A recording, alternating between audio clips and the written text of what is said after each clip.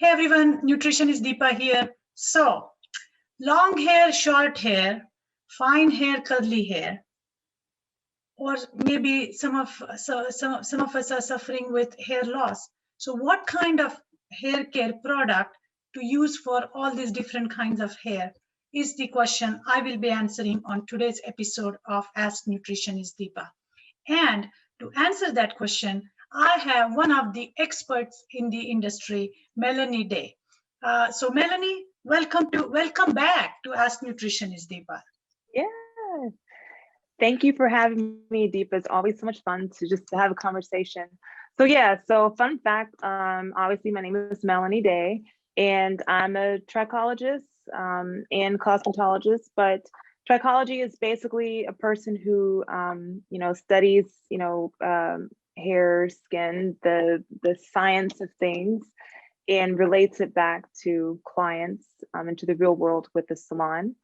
Owner of Ugotcurlz and Hair Loss Center, which is located in Lexington, Kentucky, and then also creator of Living Curls Haircare community, which is a wonderful community for women of color who are experiencing hair loss and wanting to work with their textured hair. Perfect. So you are, like I said, Melanie and I did an episode a few months ago talking about how important nutrition is for hair growth and to prevent hair loss. And specifically, we talked about gut health. So we decided to talk about hair care products today because, as we all know, nutrition comes first, food comes first. So once you get that process started, then hair care products is going to be a supplemental treatment, right? It's not a replacement for the nutrition. So as we talk about all these different hair care products, please keep track of your nutrition. But before I get into the episode, Melanie, I first need to ask you, I just love the headpiece that you have it on. And thank you. So what is it? It's like just a long scarf that you twisted together? Yeah, so it's a long scarf, and you can use it as just like a wrap, a shawl, whatever, but yeah, it's a long scarf. And yesterday was my, I washed my hair yesterday. So I've got my hair twisted up underneath and I let it rest for a couple days and I take it out and I got this luscious fro. But today I'm rocking my scarf. So basically what I do, I just kind of put it on almost like a bandana and then twist it, like kind of like a ropey twist. And then I got it wrapped around and then I just kind of tuck it. And there you go. So it makes it great for, bad hair days or if you're just being lazy with your hair. This is absolutely stunning, beautiful. Maybe we should have a show and tell of some of the hair pieces that such as the scarves or bandanas that you can use. Let's do that next time. But let's focus and zone in on what do you have for us in store today. So the most common complaint that I hear from my patient is, or I see my patient suffering, is obviously hair loss and the texture changing, either because of hormones or any kind of disease conditions, whatever may be the reason. So people and nutritional deficiencies, not to mention the nutritional deficiencies result in poor hair health. So once we get their nutrition up and running, and as they start to get their life in their hair back, what kind of hair care products we should be looking at? That's a great question. I always like to tell clients, or for you patients, when you're looking for hair care products, think about what the current needs are of your hair. Not so much to be brand oriented, because I think a lot of us have kind of been programmed to be like, well, I need to use this brand because that brand says it's going to do this. But think about the needs of your hair. For instance, my hair is Afro texture. By nature, is very dry. It's healthy, so I don't need anything special. So with that said, I want to look for products that are moisturizing. I want to look for products that are going to be able to help me retain the moisture that I may not have. And so that's what you want to look for on labels. So just starting out, think about the needs of your hair and your scalp. Is it dry and itchy? Is my hair color treated? Is it chemically treated? Whatever.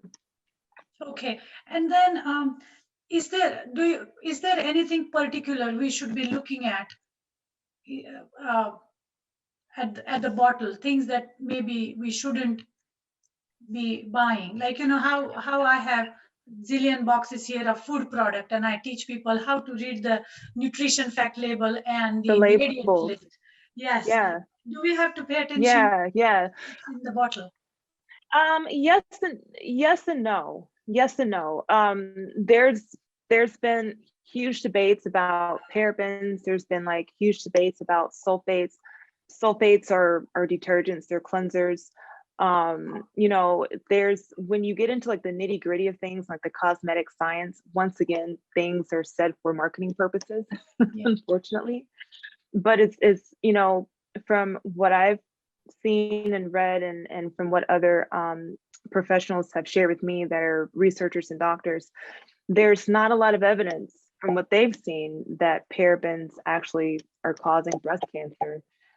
There hasn't been a lot of data with that, but in the salon world, products are being said like, oh, it's paraben free. And even when it comes to like your shampoos with sulfates, you're wanting something that's a mild cleanser. You know, you're wanting a mild cleanser. You're not going to use Ajax to clean your hair with. That's what you clean dishes with, right? Yeah.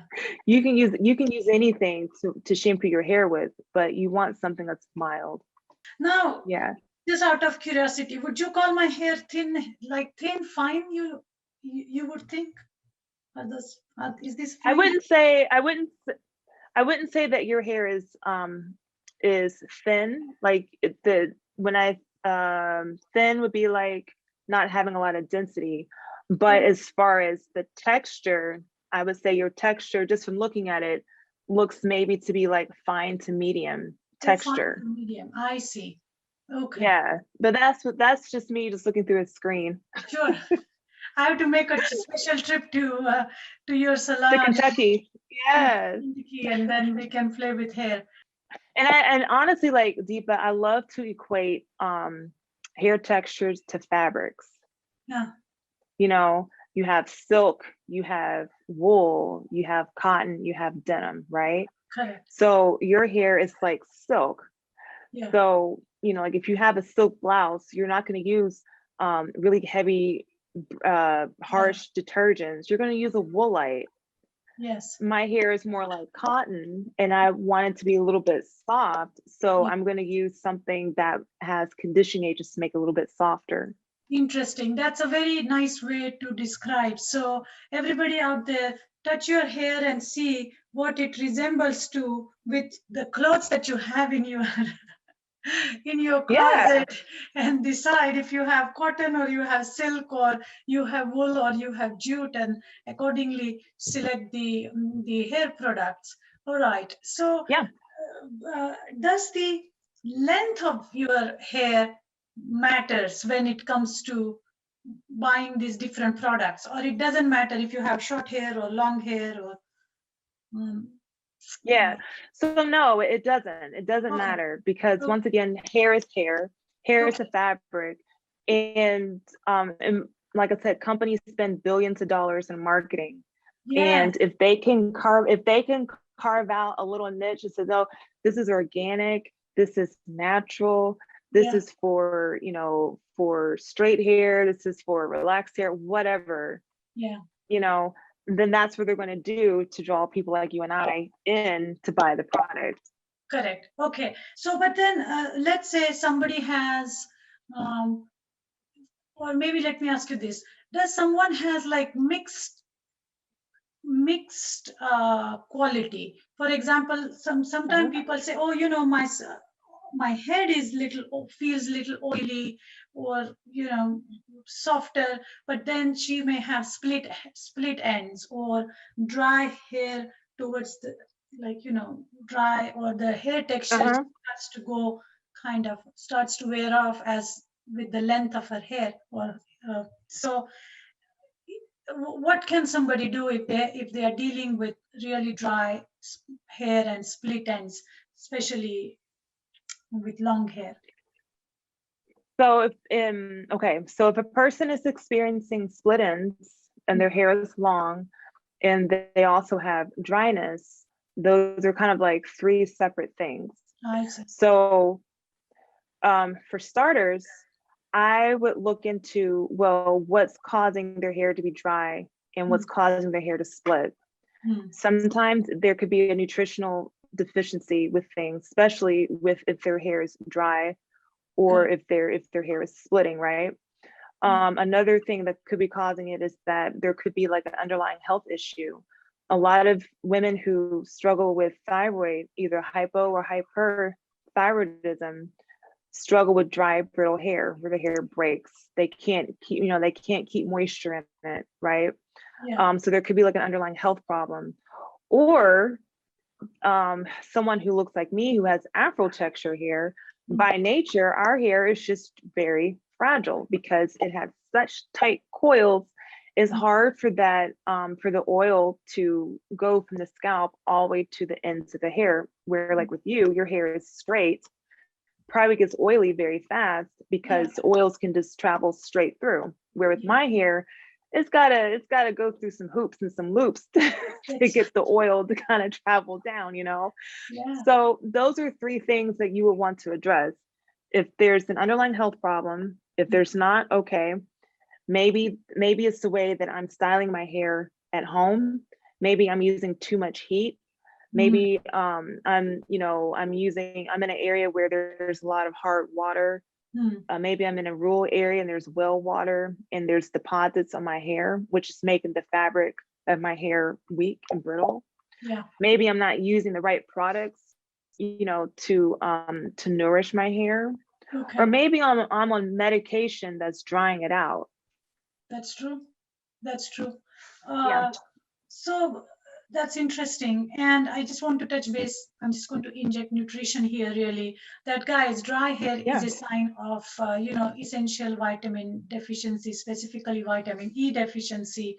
Then of course, vitamin D3 and, B complex. And there's so many vitamins, because remember, hair is our storage system.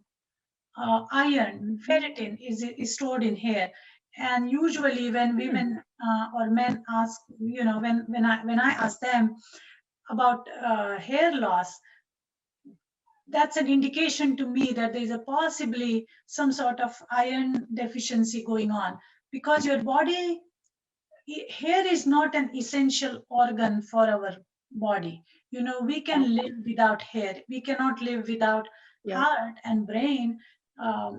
So when your body is trying to get more nutrients, and if you're not eating properly or if you're not absorbing things properly, then it's going to start sucking things from the organs which are not essential. And unfortunately, hair happens to be one where everything is stored. And hair loss is an indicator of starting of nutritional deficiencies. So definitely worth looking at. Okay, so moving on. Now I see a lot of women go through, a lot of heat treatment, straightening and curling and, all kinds of, I've seen heat, like hair being treated with heat. What is your opinion about that? Well, there's two types of heat, right? So with the heat that you're talking about, there's flat irons, there's blow dryers, there's curling irons. In our world, that's called direct heat. And with direct heat, that's basically blasting the cuticle open. The cuticle is the outer part of the hair, right? So the flip side, there's another type of heat which you use with a hooded dryer, like the old school hooded dryer that you would use to, like, for deep conditioning treatments, or like if you're getting like a roller set. That's an indirect heat. Indirect heat is a lot better because it's heating your hair up from the inside out, which helps to maintain the moisture, where the direct heat is working on the outside or the outer layer of your hair and going in, which causes more friction for the cuticle of your hair, which protects everything. I see. So you would recommend limiting so that. Heat's not bad. Yeah.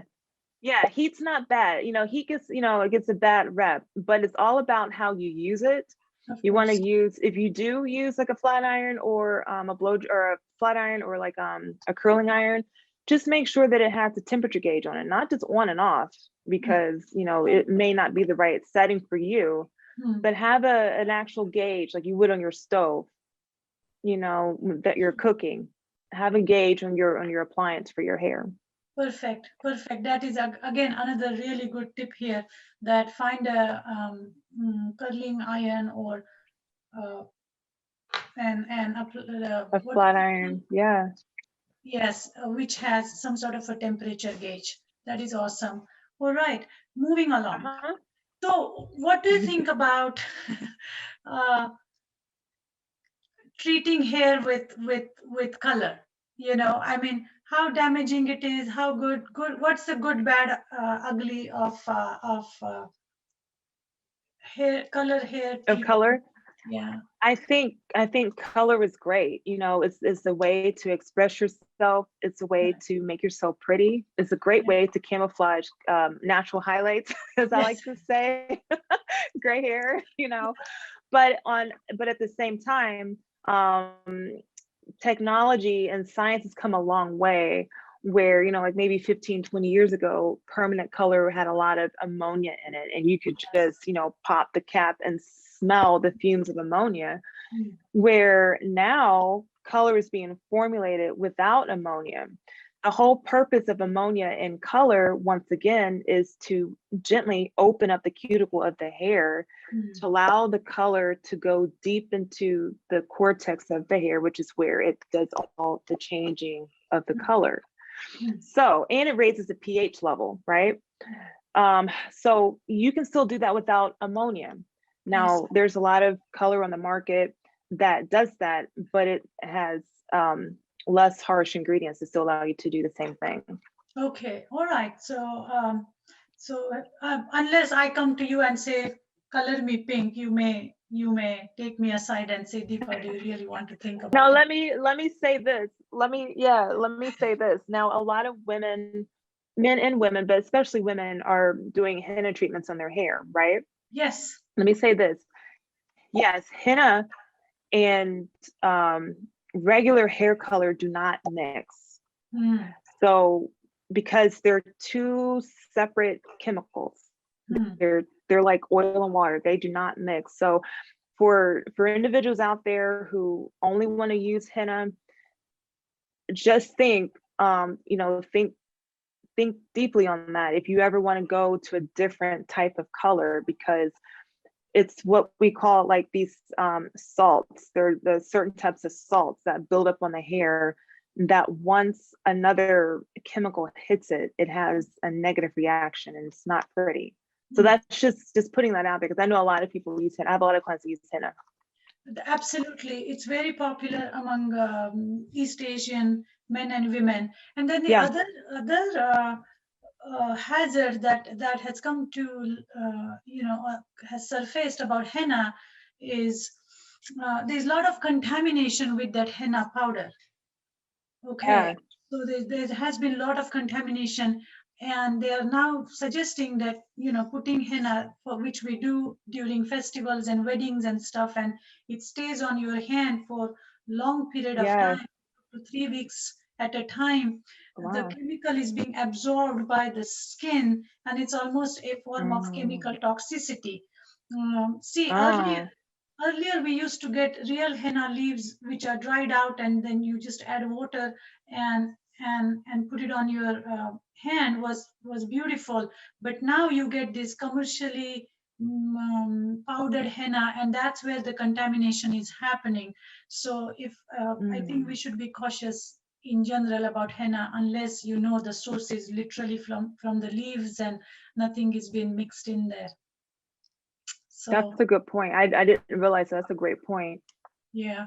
So okay, any advice on gels and sprays and any of that stuff? Yeah, so when you're looking for, once again, just think about the needs of your hair at that particular time. I personally don't like to have like a helmet head, like I love hair that moves. Yeah. Even if you want a style to stay in place, I don't want it to feel like tacky. I also have sprays that are like a spray gel, right? And you can use that almost like it gives you almost like a beach feel, like salt, like, ocean wave type feel, a little gritty. So it just kind of depends on what look you're going for, and that's how you would select your product. I see. Can you show us that bottle of the Yeah. spray again? Yeah. What is it called? It's called. Yeah. So this is the mousse. Oh, Yeah, that's a this is the mousse. Okay. mousse. So And avocado. yeah, so this is the Design Essentials Almond and Avocado Curl Enhancing Mousse. So this is excellent. This is excellent for, for wavy hair, for curly hair, for afro texture. If you wanted to give more curl definition, if you're wanting to set it, if you just want to have like a wash and go feel, it's nice. It's nice to do that. And then I also have products that, like if you need a little bit more volume, you can do like a root lifting spray at your roots. Okay. And then, do like a spray gel for more volume that way. Okay. My last question would be anything. Should I be spending money on buying organic shampoo, or if I'm eating organic food, I can save money on organic shampoo? That's a great question. Like I said earlier, then that's a really, yeah, I had to sit back on that one. That's a great question. Because here's the thing, you have good, better, best, right? And you can use anything to shampoo your hair with, right? But is it the best option for you, right? It's not bad. I like it. It's not bad. But sometimes certain ingredients or certain products may not work for my hair, even though it says that it's marketed as organic or natural. Correct. So if you're trying to limit, I guess, like your chemicals, the amount of chemicals that have in products, or if you're trying to use things that are a little bit more pure, then yeah, you can go down that route, but just make sure that it works for your hair type and for the needs that you have. Sure. Okay. Yeah. And summer is approaching, and not that I have access to the beach here, but in case I end up in Hawaii, or if people start swimming, anything for those, any tips for those, who swim and natural water. So if you're in swimming pool, the bleach and everything. Your hair. So if you're going to be out in the sun, which a lot of us are now, the seasons, we're out of lockdown. We can go outside now. It's so nice. But anyway, you want to protect your hair from the sun. Yes. And you definitely want to protect your scalp from the sun. Some of us may burn a lot easily on our scalp. And so having protection from the sun helps even more. When it comes to sunscreen, you use sunscreen for your skin. There's also products that are formulated for your scalp too, that are great sunscreens. And then also there's a lot of products in the market that have sunscreens built into the actual product. So it actually protects your hair. One line in particular that I knew that had that was, I think it was by Philip Paluzzi. He had a product that it was called Potion, and it was an aloe vera base. And you could use it on your skin, you could use it on your scalp. You could have used it on your swimsuit, because of the chlorine. It would kind of act as a buffer with the chlorine. So definitely, look for products that have sunscreens in it. And if you're not familiar with the ingredients, kind of look it up and see what the uses are for that particular ingredient. And you might already have it in your cabinet at home. That's true. And how important do you think hydration is for hair? It's extremely important. I mean, you touched on it earlier. Yeah, everybody out there who is refusing to drink water because they don't like the taste of water, or they are forgetting. Water is in here. Grab your I'm always glass sipping and on drink. water. Please, please, please, please drink water. Like I said, or like Melanie has been saying, all these products will not work if you are not hydrating your hair from inside out. So, Yeah. nothing else. At least keep it hydrated by drinking adequate amount of water. So Melanie, this has been very informative, very exciting, and I'm glad you came back again on the show. Next Yeah. time we will work on some hair do's that you have, Yeah. for those, having bad hair day, or for those for some reason because of some disease condition are losing hair or going through chemo radiation, and if we just want to um, decorate our hair with this beautiful looking scarf that she has tied around her hair, Thank we'll you. have some fun with those things. Yeah. I don't want to sound not so non-inclusive here, but is there any recommendation for men which is separate than what you said for women? Sure. So really, no, there's not. Okay. Because like I said, at the end of the day, hair is hair, right? And Yeah. skin is skin on everybody, but it's just a little bit different.